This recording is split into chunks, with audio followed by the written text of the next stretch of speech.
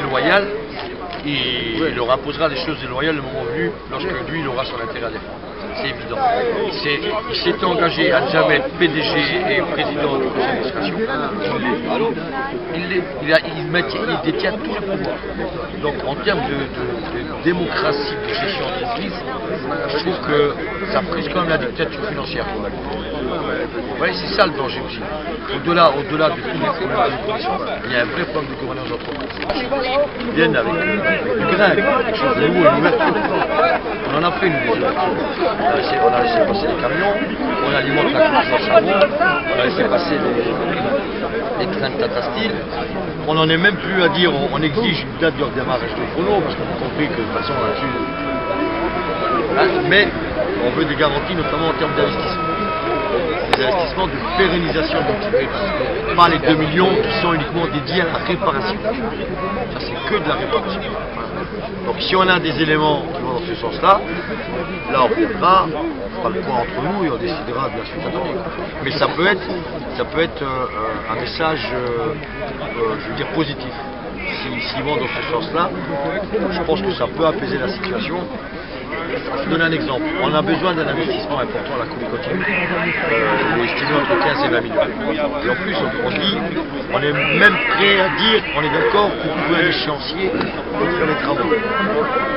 Et ça, c'est une garantie que la filière liquide va être pérennisée. Ils nous disent non, on ne peut pas faire ça, on ne l'a jamais fait, on ne le fera pas.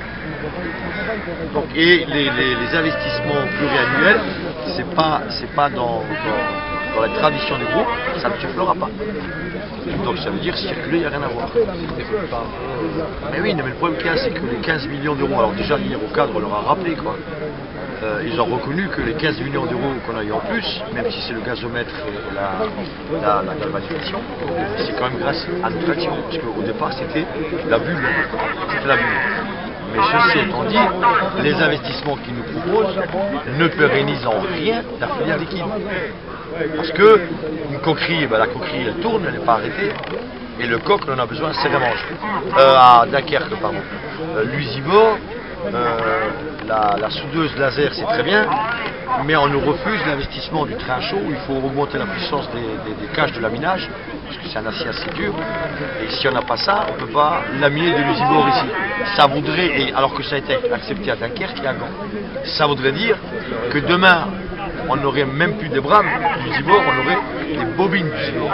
Donc on élimine encore une phase de laminage ici. Voilà, ça ce sont tous des éléments qui nous disent attends, il y a quelque chose qui n'est pas clair. Alors, on s'est tous écroulés de rire hier parce qu'il nous a dit mais M.